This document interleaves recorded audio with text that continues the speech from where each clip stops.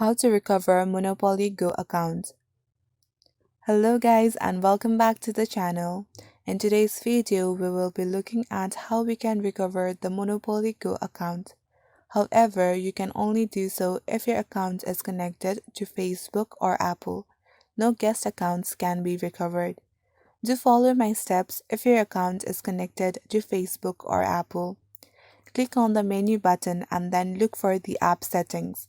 After tapping on setting, click on customer service. This will open a new page where you can see a lot of articles like this.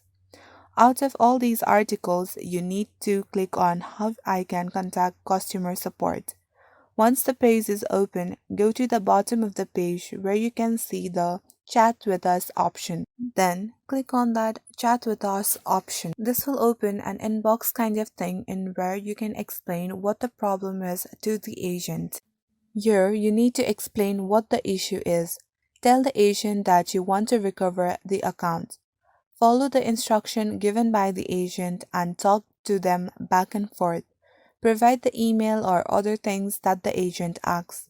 In this way, you will be able to recover your account and you'll be able to play the game again. So that's all for the video today, guys. Thank you so much for watching and I'll be back with the new video very soon.